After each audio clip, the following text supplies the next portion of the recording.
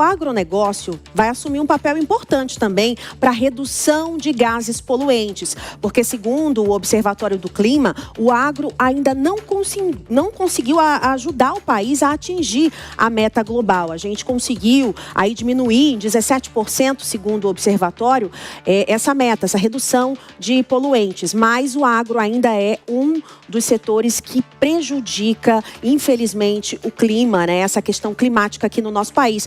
Por isso a gente vai conversar ao vivo com a Mariana Grilli, que vai chegar em tempo real com a gente. Mari é a nossa apresentadora especialista aqui em agro da Jovem Pan. Mesmo com tantas quedas históricas, Mari, o agronegócio ainda tem dificuldade, né, para entrar nessa meta climática.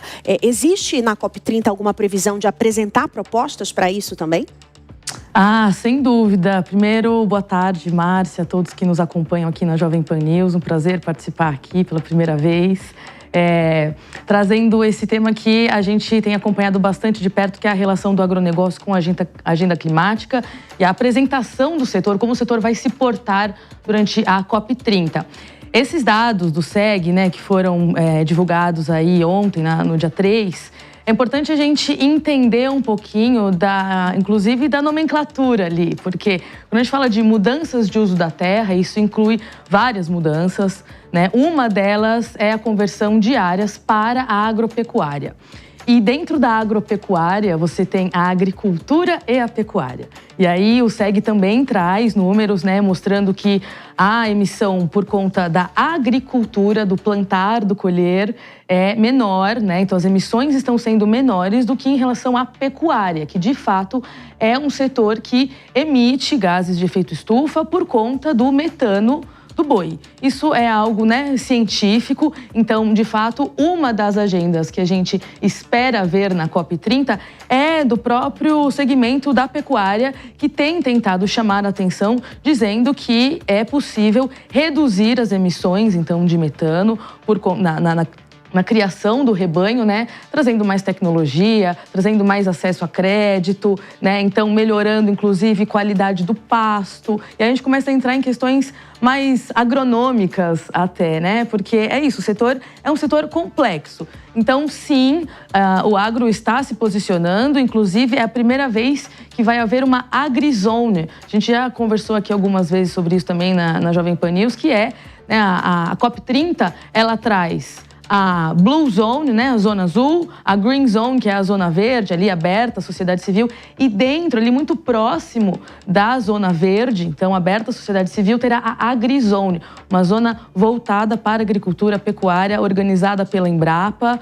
Então o setor vai muito forte, também com um discurso de que muitas vezes essas metodologias de cálculo não levam em consideração o quanto que o setor está reduzindo de emissão, porque é um cálculo que só fala o quanto que cada setor da atividade econômica emite, mas não considera o quanto que a agricultura, por exemplo, de baixo carbono, agricultura regenerativa, sistema de plantio direto, como existe no Brasil, o quanto que tudo isso ajuda o solo, né, a sequestrar esse carbono. Então, essa conta, essa matemática tropical vai ser uma das grandes defesas do agronegócio brasileiro lá, porque a gente precisa começar a ter essas metodologias científicas um pouco mais fiéis aqui ao nosso Brasil. Então, estaremos lá em time para acompanhar essas discussões lá em Belém. Quando é que você vai, Mari, então, para lá? Encontrar Bruno Pinheiro, Patrícia Costa também, que está por lá. Iremos para lá, eu chego lá um pouquinho depois do início, chego por volta do dia 13, 14 ali em Belém, então vamos ter um time ali acompanhando as primeiras discussões, mas de fato essa segunda semana da COP, ela é muito interessante porque, né, tudo já vai estar mais aquecido, muitas pessoas já vão ter também falado, lembrando que tem toda uma discussão de agricultura na grande cúpula mesmo, né? Então, o quanto que o Brasil, enquanto não só o país sede, mas um país sinônimo de agricultura, vai se colocar nessa discussão internacional. Só um rápido comentário, rapidinho, pegando o VT anterior, falando do TFFF, né? Vale lembrar que o TFFF foi proposto pelo Brasil para países também, né, ali de agricultura, de clima tropical, e a silvicultura, que é um setor que a gente também acompanha dentro do agro, também está muito interessada no TFFF, porque embora esteja falando de florestas nativas, se as florestas tropicais nativas forem para frente, forem de fato preservadas, isso lá na frente, com muita seriedade, robustez, segurança jurídica, pode virar um mercado de carbono. Então, dentro do agro, a gente também vai estar olhando o TFFF, que foi anunciado na COP28, lá em Dubai, pelo André Corrêa do Lago, que hoje é o presidente da COP, na época estava enquanto embaixador ali, a gente ainda não ia saber, não sabia desse cargo dele no futuro ainda. Mari, antes também da gente se despedir, eu queria entender, porque a Europa ainda não divulgou a meta, né? Parece que estava previsto para acontecer hoje. A meta de redução também, a União Europeia demorou esse ano a fazer, né, essa redução, tirou um pouco o pé depois que os Estados Unidos saíram ali do Acordo de Paris. E aí está tudo muito em aberto, né? Parece que poucos países vão conseguir atingir mesmo as metas, né?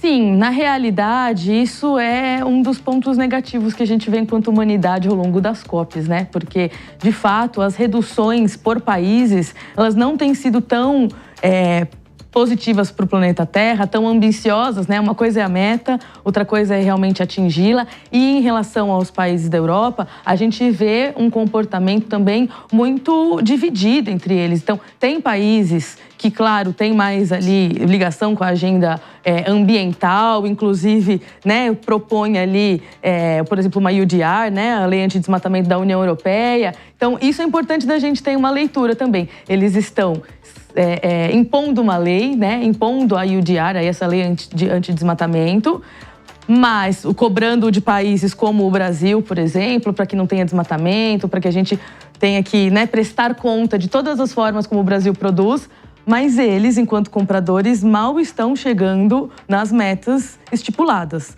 né? Então, também é muito importante a COP30 ser esse lugar onde a gente sabe fazer essa leitura geopolítica climática, em que é muito fácil olhar para o próprio umbigo, mas na COP isso é consenso, né? Lembrando que as COPs, elas funcionam como consenso. Então, os países estarão lá, mas não é por voto. Se um país não concordar com algo, a discussão continua ali. Então, vamos entender quais consensos também a cúpula da COP30 chegará em relação à agricultura, sistemas alimentares e às florestas. Às vezes o pós-COP vai ser mais importante do que a COP, né? O que vai sair dessa resolução. Obrigada, Mariana, então, pelas suas informações. Volte sempre aqui em tempo real com a gente. Vamos chamar os nossos comentaristas, então, para entrar também nessa conversa. Diego Tavares e Priscila Silveira. Diego, essa COP vai dar o que falar, hein? Qual a sua análise aí das resoluções? O Brasil vai realmente entrar num protagonismo, já está num protagonismo por ter uma COP como essa no nosso país? Poderia ter mais protagonismo, Márcia. Nós teremos uma COP sim, mas essa tende a ser a COP mais esvaziada de todas as edições, diante da infraestrutura precária que o Brasil ofereceu para um evento desse porte e também em razão, enfim, da própria natureza do debate ambiental aqui no país. Agora, sobre o agronegócio, Márcia, esses são aqueles momentos nos quais a gente pode verificar se o discurso sobre soberania, sobre orgulho de ser brasileiro, ele é um discurso robusto de fato, ou se não passa de narrativa. Porque permitir que o nosso agronegócio seja taxado como um agronegócio que não é sustentável, olha, na falta aqui de um termo melhor, é um completo absurdo. Nós temos um estudo do Mackenzie de 2024 que deu conta que o Brasil tem o agronegócio mais sustentável do mundo, considerando o volume da produção e a sustentabilidade empregada em todos os processos da agropecuária brasileira. Então, o Brasil não pode cogitar que o seu agronegócio seja taxado pelo restante do mundo como um agronegócio poluidor. Então, esse é o momento da gente reafirmar, de fato, a soberania brasileira e a importância do nosso agronegócio, que nos últimos anos carregou o PIB do nosso país nas costas. Se nós tivemos um resultado de 2,9% de crescimento comemorado pelo governo no ano anterior, isso se deve, em grande parte, à entrega de uma safra recorde pelo agronegócio do ano passado. Então, minha solidariedade ao nosso agronegócio, que é a joia da coroa da nossa economia e mesmo assim tem que conviver com esse fogo amigo, essas críticas que partem de quem deveria defendê-lo.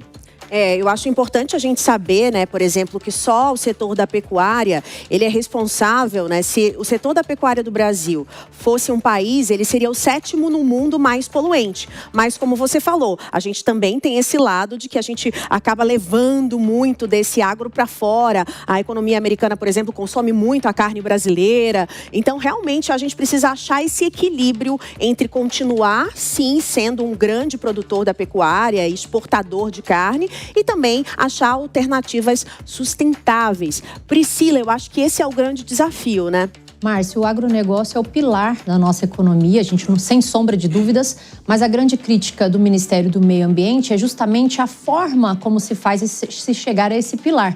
Tendo em vista que não se pode, inegavelmente, para poder chegar a ter um agronegócio como sendo um pilar, desmatar de forma ilegal, que eu acho que essa é a crítica, né? Então, como você bem coloca, qual que é o parâmetro de equilíbrio para que se tenha ou se mantenha essa necessidade da gente ter como um pilar o agronegócio, que é necessário, ele mexe com o país e tudo está ligado à atividade desenvolvida pelo agro, né, pela agropecuária, enfim, mas também pela mantença ali das questões das vegetações nativas, né, que é a grande preocupação. Então, essas questões dos gases aí que são, na verdade, trazidos, são porque não são preservados. Então, claro que tem que ter esse equilíbrio e a gente não pode colocar como centro do agronegócio desfazendo, evidentemente, essas pautas da natureza. E aqui, antes que se diga, é bom a gente entender que precisamos fazer de maneira que não chegue até nós. Porque quando eu violo ali uma questão de gás natural, enfim, acaba atingindo a coletividade. É essa crítica que o meio ambiente faz. Sem aqui deixar de dizer que não deixa de ser, como sempre, uma pauta eleitoreira. E isso que nos preocupa, né? Então, como o Diego aqui bem colocou, será que há interesse de fato em afastar até 2050, dentro do Acordo de Paris, essas questões ligadas aí ao afastamento dessa pauta, ou se é só para poder colocar o Brasil no centro da discussão, já que ele está sediando essa COP, que é importante sim para o mundo inteiro. Inclusive, Priscila, enquanto você falava, eu lembrei aqui, IBAMA acabou de liberar a exploração de petróleo na foz do rio Amazonas, no meio de uma COP30, né? Então, a gente tem essas dicotomias aqui no nosso país, infelizmente. Obrigada, então, pelas análises.